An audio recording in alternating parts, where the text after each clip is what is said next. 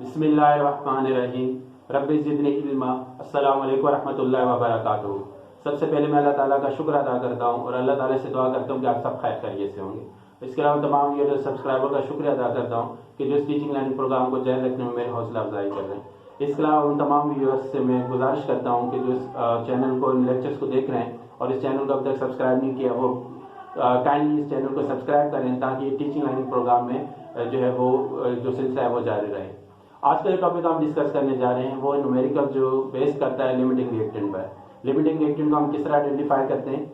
आज का जो हम न्यूमेरिकल सॉल्व करने जा रहे हैं वो फर्स्ट ईयर केमिस्ट्री के अंदर जो है वो आपके एग्जाम्पल है और इसकी रिएक्शन क्या है। रिएक्शन क्या है उसका, सोडियम सल्फाइड रिएक्ट कर रहा है सोडियम कार्बोनेट और सल्फर डाइऑक्साइड के साथ, सल्फर डाइऑक्साइड, और इसमें जो आपके पास प्रोडक्ट बन रही है वो सोडियम थायोसल्फेट है Na2H2O3 और कार्बन डाइऑक्साइड। ये रिएक्शन है आपके पास, sodium sulphide, sodium carbonate, sulphur dioxide, तीन रिएक्टेंट्स है और ये सोडियम थायोसल्फेट की फॉर्मेशन कर रहे हैं। आपने इसमें लिमिटिंग रिएक्टेंट को आइडेंटिफाई करना है और उस बेस पे फिर आपने सोडियम थायोसल्फेट की Na2H2O3 की जो है वो अमाउंट फाइंड करना है। इसके अलावा आपको जो इन्फॉर्मेशन गिवन है वो तीनों रिएक्टेंट्स का जो अमाउंट है वो एक ही है, 200 ग्राम। सोडियम सल्फाइड का भी अमाउंट 200 ग्राम है, सोडियम कार्बोनेट का अमाउंट भी 200 ग्राम है और सल्फर डाइऑक्साइड का अमाउंट भी क्या है, 200 ग्राम है। सबसे पहले आप क्या करें, इन तीनों रिएक्टेंट्स के मोल्स फाइंड कर लें। ठीक है, इस इक्वेशन को अपने पास लिख लें ताकि आगे जितनी भी कैलकुलेशन है वो स्टेप बाय स्टेप जो है ना आप क्या करते हैं समझ लेंगे। सबसे पहले हम जो है वो मोल्स फाइंड कर लेते हैं, मोल्स ऑफ सोडियम सल्फाइड। इसमें आपने जो ग्राम इसका गिवन ग्राम है वो आपके पास 200 ग्राम है और सोडियम सल्फाइड के जो मोलर मास है, सोडियम इसमें 2 मोल सोडियम है और 1 मोल जो है वो सल्फर है, तो ये 23, 2 मल्टीप्लाई बाय 23 प्लस 32। ठीक है, तो इसमें आपके पास मोल्स ऑफ सोडियम सल्फाइड आ जाएंगे। इसके अलावा आपके पास moles of sodium carbonate Na2CO3 200 gram है आपके पास, और अगर आप सोडियम कार्बोनेट का मोलर मास फाइंड करेंगे तो इसके बाद आपके पास क्या आ जाएगा, 106 ग्राम आ जाएगा आपके पास। ठीक है, इसी तरह आपने moles of sulphur dioxide find करने, मोल्स ऑफ सल्फर डाइऑक्साइड जो इसके भी अमाउंट आपको कितना गिवन है, 200 ग्राम आपको गिवन है, और इसको सोडियम सल्फर डाइऑक्साइड के जो मोलर मास से अगर आप डिवाइड करेंगे तो आपके पास क्या है 74, और इसमें आपके पास क्या हो जाएगा, आप इसको डिवाइड करें और इसके बाद आपके पास तीनों के क्या आ जाएंगे, मोल्स आ जाएंगे। तो अब हम सबसे पहले सोडियम सल्फाइड के मोल्स फाइंड करते हैं, 232 प्लस 46, तो ये आपके पास आ रहा है 200 ग्राम डिवाइडेड बाय 78। ठीक है, इसके अलावा ये 200, इसमें जो मोल्स आपके पास आ रहे हैं 200 डिवाइडेड बाय 106, तो इसमें आपके पास सोडियम कार्बोनेट के जो मोल्स आ रहे हैं 1.886 मोल्स, और सोडियम सल्फाइड के जो मोल्स आ रहे हैं वो आ रहे हैं 200 डिवाइडेड बाय 78 डिवाइडेड बाय 2.56, इसमें जो मोल्स आ रहे हैं 2.56 मोल्स। यहाँ पर जो आपके पास सल्फर डाइऑक्साइड का जो मोलर मास बन रहा है 32 प्लस 64, 32 प्लस 32 64 है यहाँ पे। ठीक है, 64 और 64 से डिवाइड करेंगे 200 डिवाइडेड बाय 64, तो ये मोल्स आपके पास बन रहे हैं 3.125 मोल्स। यानी कि आपको जो 200 ग्राम है आपने उनको तमाम रिएक्टेंट्स की क्या करनी है, मोल्स फाइंड करनी है। ठीक है, तो ये मोल्स हैं, इन मोल्स से आपको ये लग रहा है कि सोडियम कार्बोनेट की मोल्स क्योंकि सबसे कम है वो लिमिटिंग रिएक्टेंट है। What is limiting reactant? A reactant which is consumed first during the reaction and as a result ceases the chemical reaction. जो केमिकल रिएक्शन को क्या करता है, स्टॉप कर देता है, मजीद प्रोडक्ट की फॉर्मेशन नहीं होती, इसका लिमिटिंग रिएक्टेंट। तो यहाँ पे मोल सोडियम कार्बोनेट के लिए आपके पास मोल्स कम आ रहे हैं, तो आप जो है वो फर्स्ट जो आप जो है वो आप एक अपना वो आइडेंटिफाई कर रहे हैं कि वो सोडियम कार्बोनेट को लिमिटिंग रिएक्टेंट होना चाहिए।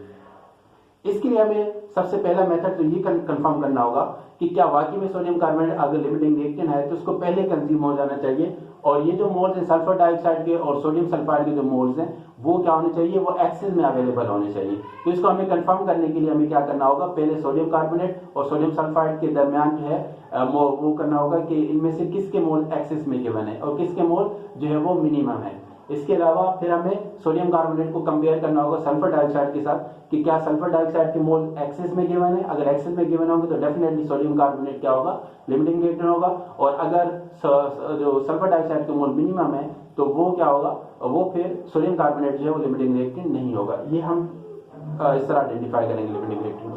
तो अब इन मोल्स को हम क्या कर लेते हैं, नोट कर लेते हैं। तो मोल्स को आप लिख सकते हैं या इस तरह भी आप कैलकुलेशन करेंगे बोर्ड में। और आप इसके अलावा नेक्स्ट जो स्टेप है, ये आपके पास जो मोल्स गिवन है इसके 2.56 मोल्स, ठीक है। सोडियम कार्बोनेट के जो मोल्स थे वो 200 डिवाइडेड बाय 106, ये थे 1.886 मोल्स। यानी रिएक्शन कंटेनर में जो मोल्स हैं वो सोडियम कार्बोनेट कितने, सल्फर डाइऑक्साइड के कितने 3.125 मोल्स, ठीक। ये मोल्स गिवन है आपके पास। क्योंकि इसमें सोडियम कार्बोनेट के मोल्स हमें कम नजर आ रहे हैं, कम जो है प्रेजेंट है, इस वजह से हम कहते हैं कि सोडियम कार्बोनेट लिमिटिंग रिएक्टेंट हो सकता है। लेकिन सोडियम कार्बोनेट को जज करने के लिए सबसे पहले हम सोडियम कार्बोनेट और सोडियम सल्फाइड के दरमियान क्या करेंगे, आइडेंटिफाई करेंगे कि इसमें किसके मोल जो एक्सिस में गिवन है। सोडियम कार्बोनेट और सोडियम सल्फाइड के दरमियान जो मोल रेशियो आपको क्या मिल रहा है, यहाँ पे 1 और 2 का मिल रहा है, ठीक है। तो यहाँ पे क्या है, available moles of sodium carbonate क्या है, moles of sodium carbonate will require how many, 2 multiplied by 1.86 moles of sodium sulphide. तो आपके पास जो आंसर आ रहा है वो कितना आ रहा है, multiply by 2, 3.7735 moles of sodium sulphide, यानी कि 1.886 moles of sodium carbonate, moles of sodium carbonate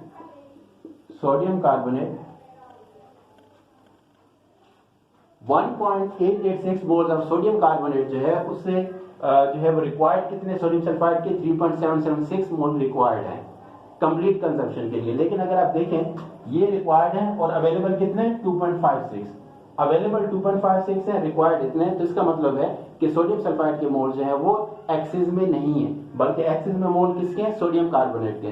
तो इससे हमें कंफर्म हो रहा है कि सोडियम कार्बोनेट और सोडियम सल्फाइड के में जो लिमिटिंग रिएक्टेंट है वो सोडियम कार्बोनेट नहीं है, बल्कि कौन हो सकता है, सोडियम सल्फाइड है।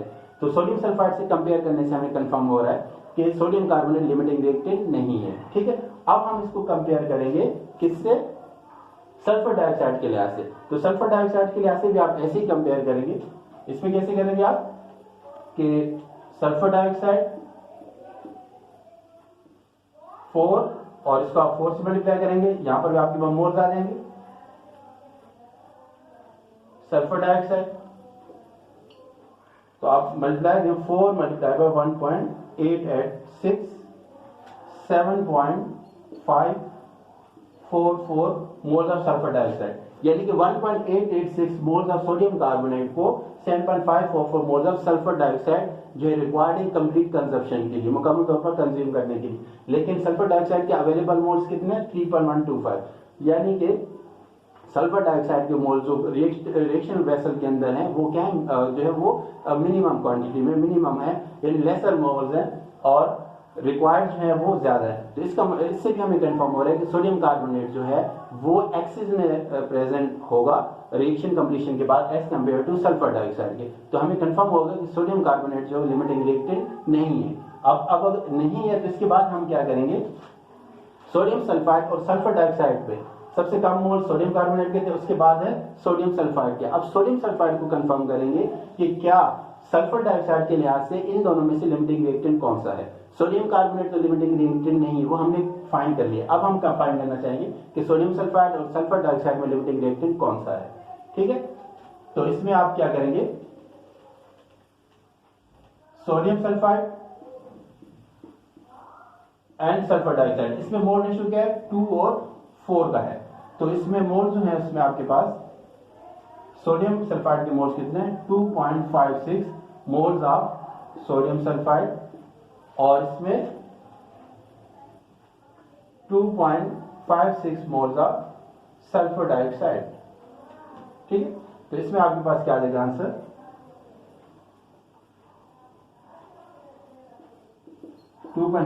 मोल्स ऑफ सोडियम सल्फाइड और इसमें आपके पास आंसर आएगा 2.56 multiply by 4 and divided by 2। इसको आप डिवाइड कैसे करेंगे, 2 से करेंगे, ये 2 डिवाइड में चला जाएगा, तो ये 5.12 मोल्स ऑफ सल्फर डाइऑक्साइड, यानी 2.56 मोल्स ऑफ सोडियम सल्फाइड के लिए 5.12 moles of sulphur dioxide required है, लेकिन अवेलेबल कितने 3.12, यानी कि ये हमें और जो सल्फर डाइऑक्साइड के मोल्स हैं as compare to sodium sulphide क्या है, उसकी क्वांटिटी क्या है, लेसर क्वांटिटी है, यानी कि सल्फर डाइऑक्साइड के लिहाज से सोडियम सल्फाइड जो लिमिटिंग रिएक्टेंट नहीं है। ठीक है, तो सल्फर डाइऑक्साइड के रिक्वायर्ड मोल्स क्या है 5.12 और प्रेजेंट मोल्स कितने हैं 3.125। इसका मतलब है सल्फर डाइऑक्साइड जो है वो पहले कंज्यूम हो जाएगा as compare to sodium sulphide के। तो इससे हमें कंफर्म हो रहा है कि इनमें इन तीनों में जो लिमिटिंग रिएक्टेंट है वो कौन है, सल्फर डाइऑक्साइड है। ठीक है, तो हमने आइडेंटिफाई कर लिया कि इसमें सल्फर डाइऑक्साइड लिमिटिंग रिएक्टेंट है। अब इस बेस पे हम सोडियम थायोसल्फेट की क्या करेंगे, अमाउंट को फाइंड करेंगे। तो आपके पास रिजल्ट क्या आएगा यहाँ पे, so the number of moles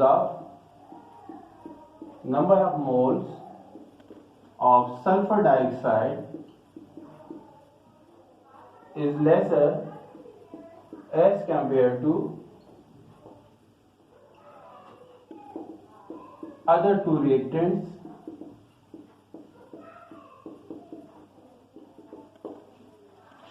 so it will be 5.12. so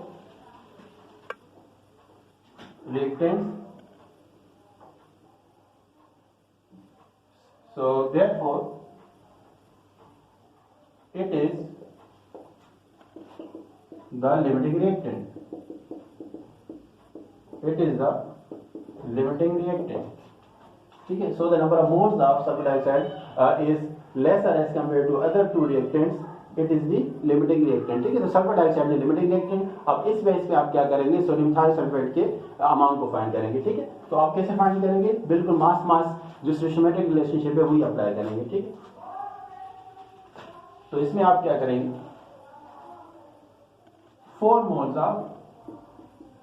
4 moles of sulfur dioxide are producing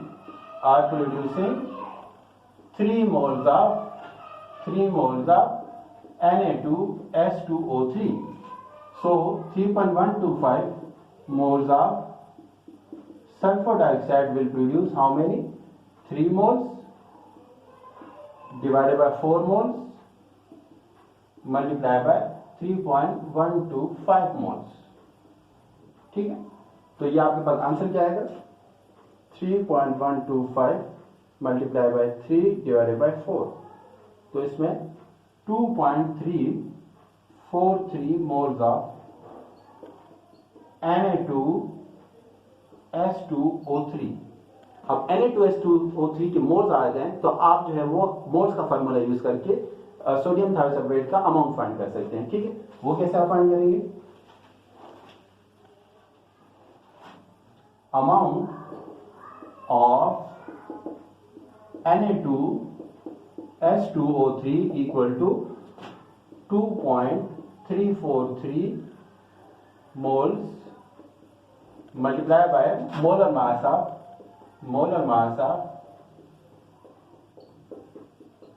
Na2S2O3। ठीक है, तो इसमें आपके पास मोलर मास क्या बनेगा, 2.343 मल्टीप्लाई बाय मोलर मास का फाइंड करें तो 46, 64 प्लस 48। ठीक, तो ये आपके पास आ रहा है 46 प्लस 64 प्लस 48। ठीक है, 158, 2.343 मल्टीप्लाई बाय 158, तो ये आपके पास multiply by 2.343, 370.2 gram of Na2S2O3। यानी कि इस रिएक्शन में जब आप 200 ग्राम तमाम रिएक्टेंट्स करेंगे तो इस रिएक्शन के रिजल्ट में जब रिएक्शन कंप्लीट हो जाएगा तो उसमें सोडियम थायोसल्फेट का अमाउंट आपको कितना ऑब्टेन होगा, 370.2 ग्राम ऑफ सोडियम थायोसल्फेट। ठीक है, तो इस तरह जो है वो आपके पास ये न्यूमेरिकल है। इसके अलावा जो है कुछ स्टूडेंट्स जो है वो रिएक्टेंट की बेस पे कोई भी रिएक्टेंट कोई भी रिएक्टेंट प्रोडक्ट की कितनी यील्ड जो जितना कम बना रहा होता है उसको लिमिटिंग रिएक्टेंट जो है वो कंसीडर कर लिया जाता है। ठीक है, आप उसको मेथड 2 भी कह सकते हैं। तो इस तरह जो आप जब भी आपके पास कोई न्यूमेरिकल इस तरह आता है तो पहले आपने आइडेंटिफाई जरूर करना है कि क्या वो लिमिटिंग रिएक्टेंट से रिलेटेड न्यूमेरिकल तो नहीं है, क्योंकि जितने भी रिएक्शंस परफॉर्म किए जाते हैं इंडस्ट्री लेवल पर, जो मोल रेशो आपको रिएक्शन केमिकल रिएक्शन में नजर आ रहा होता है वो उस मोल रेशो के लिहाज से अमाउंट को नहीं लिया जाता। ठीक है, तो ये था आज का जो न्यूमेरिकल वो आपका लिमिटिंग रिएक्टेंट है। इसके अलावा जो है वो हम एक छोटी सी एग्जांपल सॉल्व कर लेते हैं कि आपका जो लिमिटिंग रिएक्टेंट का कॉन्सेप्ट जो है वो क्लियर हो जाए। हम उसमें दो रिएक्टेंट्स को क्या कर लेते हैं, चूज कर लेते हैं। मिसाल के तौर पर जो है एक रिएक्शन है हमारे पास कार्बन और ऑक्सीजन का, ठीक है, और इसमें क्या फॉर्मेशन हो रही है, कार्बन डाइऑक्साइड की। हमारे पास ऑक्सीजन के कितने मोल्स गिवन है, हमारे पास फर्स्ट कर लेते हैं 64 ग्राम है। 64 ग्राम ऑक्सीजन है हमारे पास और हमारे पास 10 ग्राम जो है वो कार्बन है। कार्बन के 10 ग्राम है और ऑक्सीजन के 64 ग्राम है, तो इसमें लिमिटिंग रिएक्टेंट कौन सा होगा? ठीक है, डेफिनेटली आप कहेंगे कि लिमिटिंग रिएक्टेंट कार्बन है क्योंकि इसका अमाउंट कम गिवन है, लेकिन हम इसको कंफर्म कर देते हैं। ठीक है, कंफर्म कैसे करेंगे कि कार्बन और ऑक्सीजन में यहाँ पे मोल रेशो क्या है, 1 और 2 का है। ठीक है, यानी कि 12 ग्राम कार्बन के लिए 32 ग्राम क्या चाहिए आपको, ऑक्सीजन चाहिए। 12 ग्राम कार्बन के लिए 32 ग्राम ऑक्सीजन। सो 10 ग्राम कार्बन के लिए ऑक्सीजन कितना रिक्वायर्ड होगा, 32 डिवाइडेड बाय 12 मल्टीप्लाई बाय 10। तो ये आंसर आपके पास आ रहा है 320 डिवाइडेड बाय 12, तो ये आपके पास है 26.67 ग्राम ऑफ ऑक्सीजन। यानी कि ऑक्सीजन जो है, ऑक्सीजन का कितना ग्राम जो है 10 ग्राम कार्बन को क्या कर देगा, कंबस्ट कर देगा 26 ग्राम, लेकिन अवेलेबल कितने 64 ग्राम। अब 64 ग्राम डेफिनेटली एक्सिस में अवेलेबल है, सो द लिमिटिंग रिएक्टेंट जो कंफर्म हो रहा है वो कार्बन है। ठीक है, the limiting reactant is a carbon. ठीक है, तो इस तरह आपने इसको आइडेंटिफाई कर दिया कि रिक्वायर्ड कितने ऑक्सीजन हमें 10 ग्राम कार्बन के लिए 26.67 ग्राम ऑक्सीजन रिक्वायर्ड है, लेकिन अवेलेबल कितने 64 है, तो ये एक्सिस में है और जो है वो जो कार्बन का अमाउंट वो मिनिमम जो अमाउंट है हमारे पास रिएक्शन में गिवन है। ठीक है, तो इस तरह आपके पास जो है वो आप लिमिटिंग रिएक्टेंट का कॉन्सेप्ट जो है वो क्लियर कर सकते हैं। उम्मीद है कि न्यूमेरिकल से आप लिमिटिंग रिएक्टेंट का कॉन्सेप्ट आपका क्लियर होगा। आप जो है वो 5 ईयर के अंदर, और आपके पास क्वेश्चन पेपर अगर अवेलेबल है, आप लिमिटिंग रिएक्टेंट की न्यूमेरिकल सॉल्व कर सकते हैं इस मेथड से, और इंशाल्लाह आपको जो है कोई प्रॉब्लम नहीं होगी। अपनी दुआ में याद रखिएगा, चैनल्स को जो है वो सब्सक्राइब जरूर करें, लाइक जरूर करें, और फर्स्ट ईयर स्टूडेंट्स को आप शेयर करें ताकि उनके कॉन्सेप्ट क्लियर हो सके। अस्सलाम वालेकुम रहमतुल्लाहि व बरकातहू। अल्लाह हाफिज़।